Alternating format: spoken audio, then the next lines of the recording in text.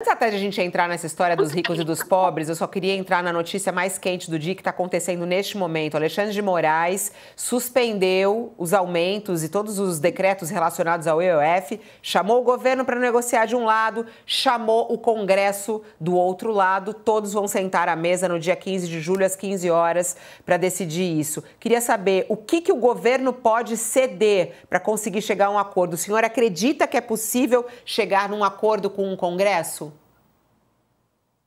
Bem, primeiro quero dizer que a decisão do ministro Alexandre de Moraes foi uma decisão sábia, muito positiva. Acho que ela ajuda a acalmar os ânimos e criar um diálogo que foi interrompido num determinado momento.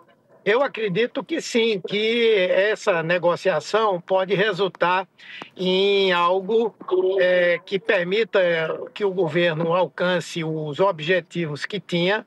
E os objetivos não eram simplesmente os de ampliar a arrecadação, mas existem dentro dessas medidas relativas ao IOF várias questões que são estritamente regulatórias e, como tal, eu acredito que ao menos parte do decreto deve permanecer ou então que ele seja reeditado com outros conteúdos.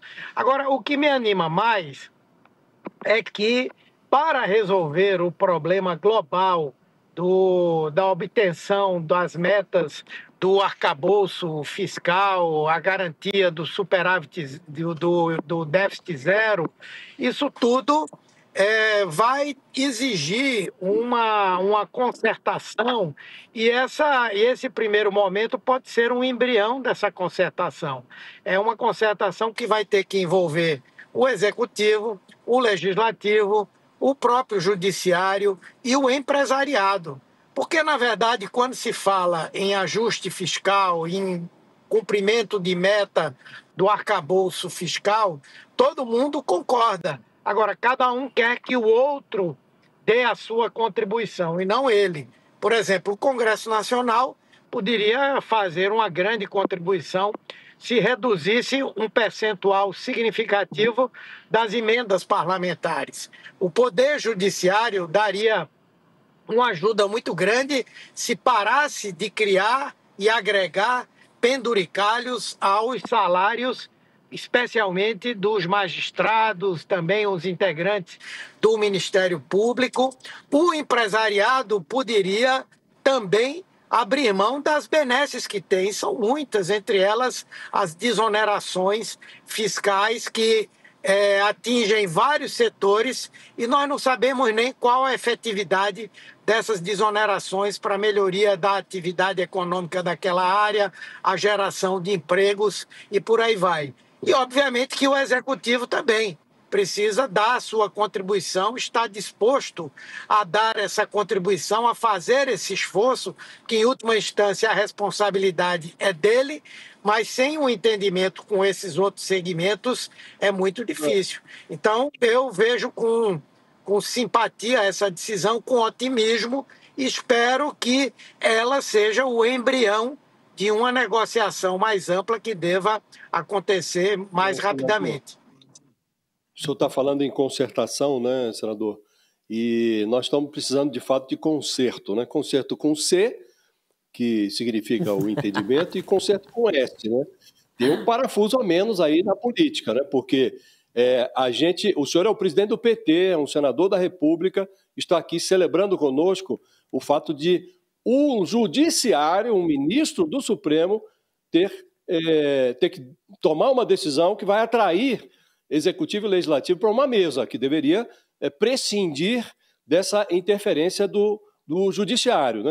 O que eu queria lhe perguntar o senhor está dizendo, e com muito acerto, que é preciso superar a hipocrisia que impede os diferentes setores de enxergar a sua responsabilidade no problema, né? As emendas, os penduricalhos do judiciário, esses mimos tributários todos que cevam aí o empresariado nacional, tudo isso, cada um tem que entender o tamanho da sua responsabilidade nessa encrenca. O que eu queria lhe perguntar a eleição do ano que vem vai ser muito apertada, né? Ninguém pode dizer que o Lula venceu ou que o adversário do Lula, seja ele quem for, tem mais chances. É um quadro muito, muito apertado, né? Não seria momento, diante dessa indefinição em relação a quem vai, inclusive, administrar a crise a partir de 2027, não seria um argumento essa indefinição para levar as pessoas responsavelmente à mesa e buscar uma solução que fosse mais perene e não esporádica para fechar a conta desse ano ou do ano que vem? Acho que sim. Agora, eu queria ressaltar uma coisa. Essa decisão do Alexandre de Moraes, ela vai ter também um papel pedagógico importante no sentido de que o Congresso precisa entender qual o seu papel, quais são suas prerrogativas e quais são as do Judiciário. Lógico, as que são do Executivo. Lógico que a decisão de abrir uma mesa de negociação para discutir o conteúdo da medida, discutir que papel ela tem nessa tentativa de equilíbrio fiscal, mas tem um outro componente que eu diria até que é o mais importante. O ministro já antecipou que é uma atribuição, uma prerrogativa do Poder Executivo, não é? Editar decretos que tratem desse tema e, obviamente, que de outros. Porque se nós seguirmos na batida que nós estamos agora, o Poder Executivo não vai mais ter condição de governar. Veja, são mais de 400 decretos legislativos que existem no Congresso Nacional para sustar decisões do governo, desde assuntos como porte de arma, passando por outros como ações no campo da saúde. Então, é melhor a gente mudar o sistema ou o regime no nosso país e termos aí um parlamentarismo ou um semi-parlamentarismo. Então, esse é um aspecto. O outro, como você diz, e tem toda a razão, nós deveríamos já ter esse movimento por iniciativa de vários setores. Eu me lembro bem, lá atrás, quando a sociedade chegou à conclusão que o judiciário precisava de ter algum tipo de controle externo, houve uma grande concertação que uniu o executivo, o legislativo, o judiciário, foram discutidas a criação foi discutida a criação desses conselhos nacionais do Ministério Público, da Justiça também, e foi uma ação que construiu algo importante que foi aprovado sem problema no Congresso Nacional. Eu acho que é um momento, esse é um dos momentos que nós precisaríamos agregar a esse diálogo os empresários para também darem a sua parcela de contribuição e chegarmos a um entendimento. Eu acho que sim, esse é o melhor caminho, você tem toda a razão.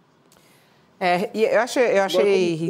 Vai, pode falar, Josias, vai. Por favor, Fabíola. Não, pode concluir, Josias, vai lá. O senador tinha dito que uma parte relevante da decisão do Alexandre de Moraes é o fato de que ele reconheceu, e é fato, ele disse de fato isso, que é atribuição do presidente da República editar decreto.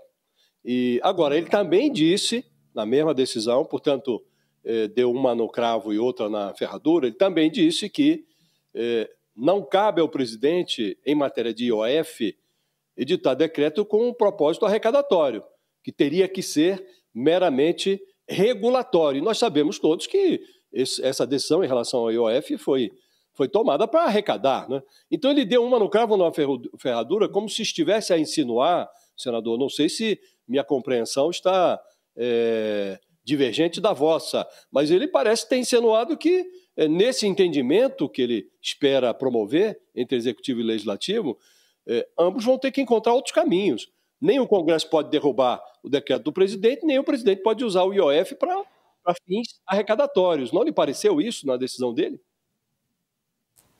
Veja, uma coisa é concreta, que é o seguinte: quando se mexe no IOF, se mexe para aumentar.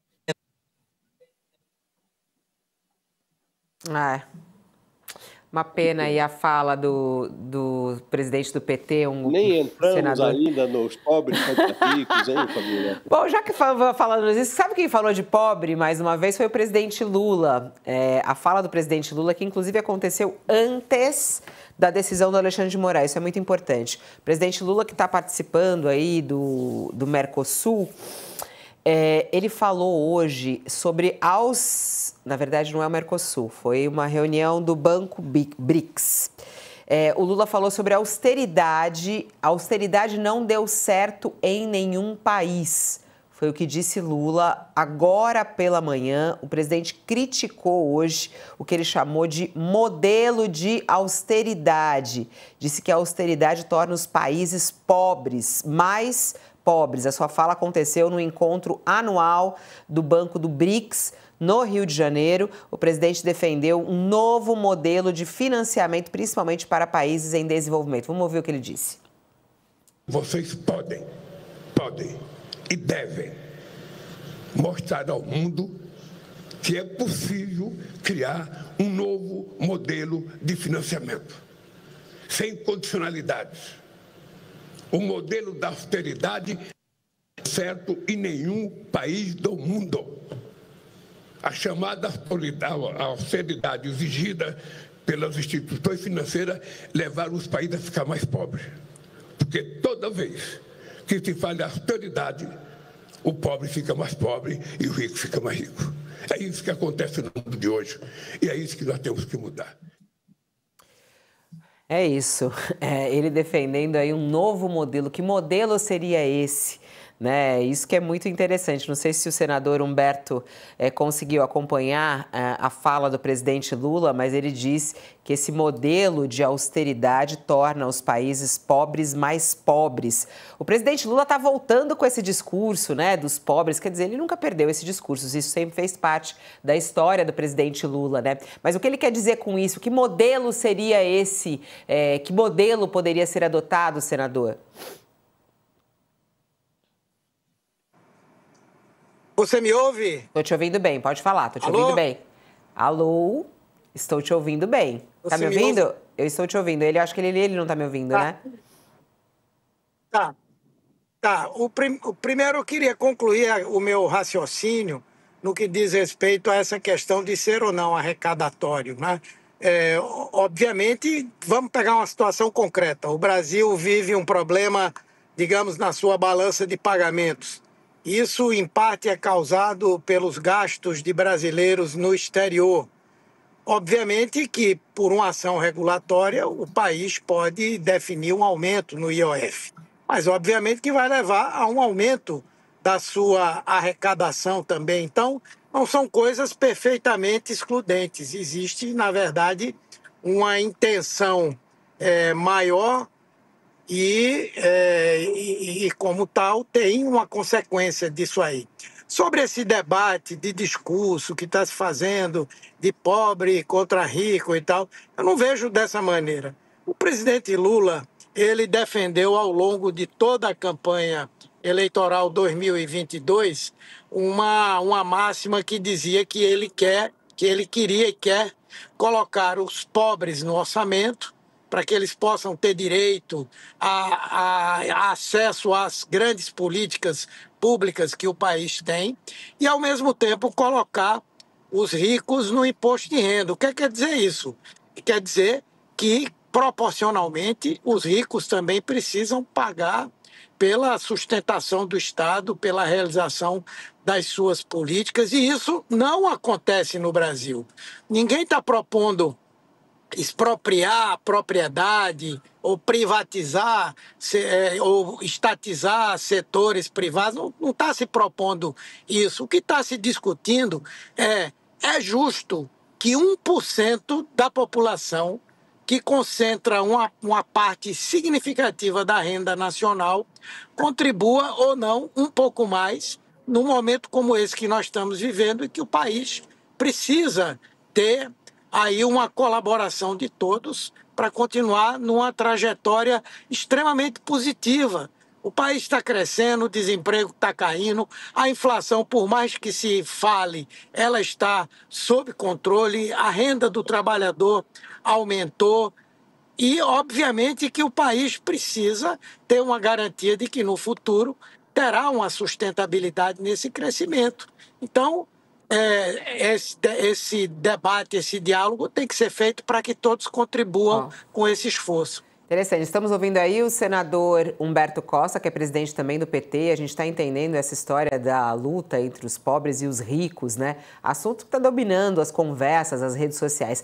A gente segue falando sobre isso nas redes sociais. A gente está no YouTube, canal do UOL no YouTube. A gente segue aqui pelo YouTube, senador. Eu achei interessante a sua fala aí, falando que realmente essa discussão ela precisa ser feita no país.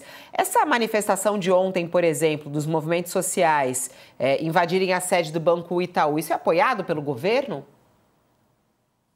Absolutamente, absolutamente. Nem pelo governo, nem pelo PT, nem pelas pessoas que têm bom senso, não é?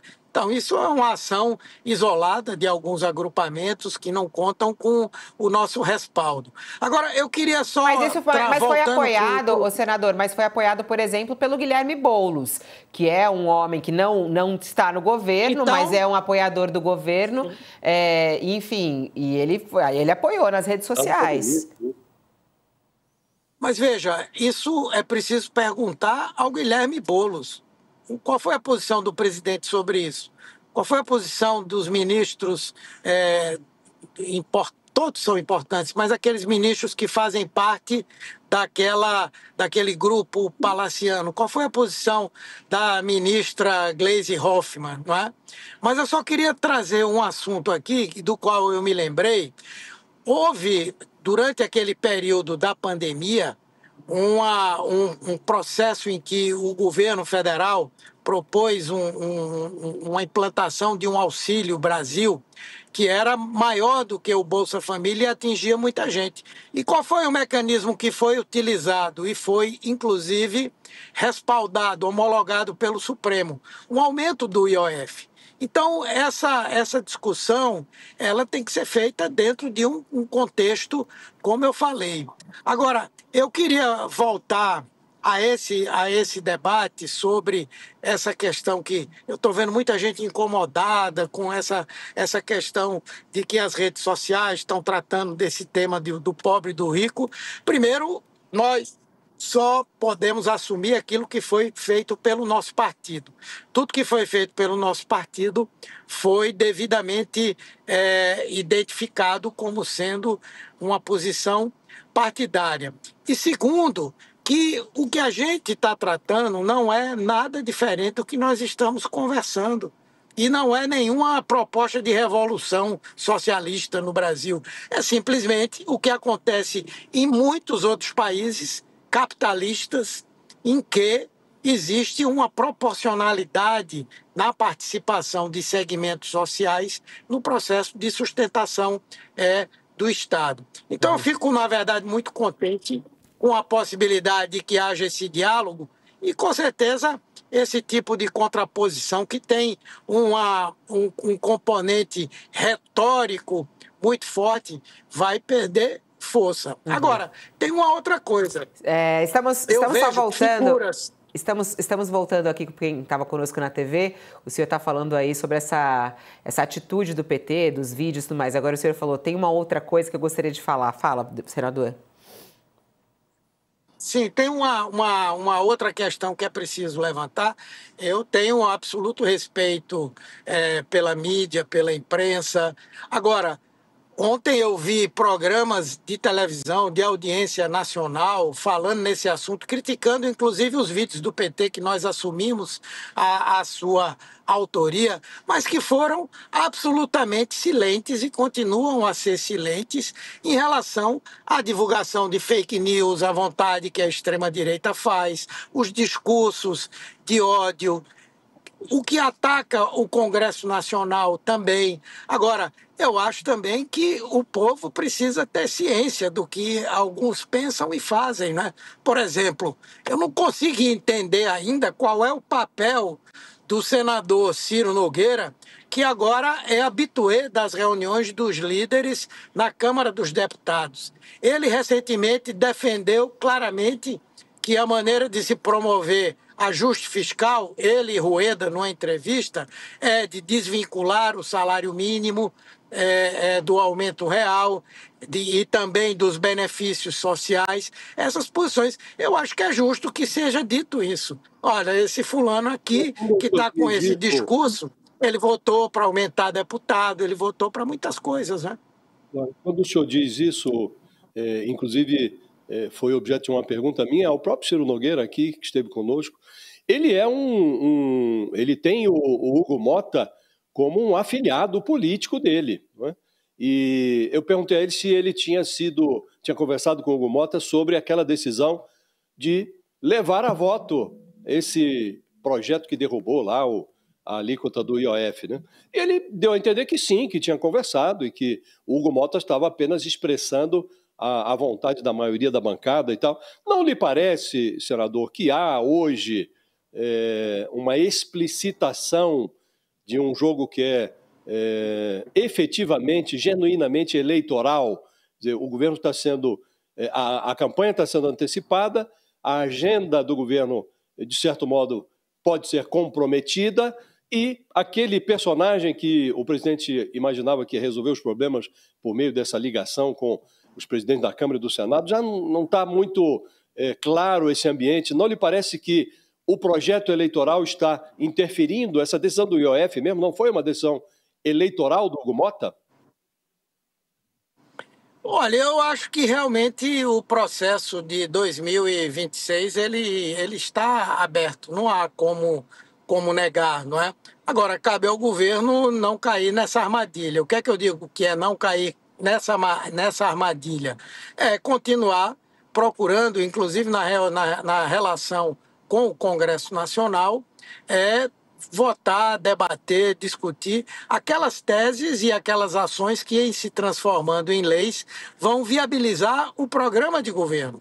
O governo precisa, acima de tudo, estabelecer uma pauta, ainda que seja uma pauta mínima com o Congresso Nacional, para que nós possamos chegar em 2026 com a maior parte dos nossos compromissos assumidos na campanha eleitoral cumpridos. E eu acho que o presidente Lula fez uma manifestação mais dura, mais firme, mas ele precisava ter feito. Mas todo mundo sabe que ele é o homem do diálogo, do entendimento, e se Deus quiser, esse diálogo vai ser restabelecido. Ok?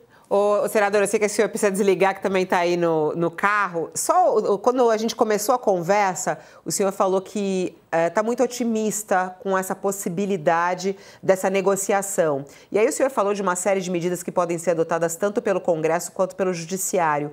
Diante disso, o governo abriria a mão do aumento do IOF?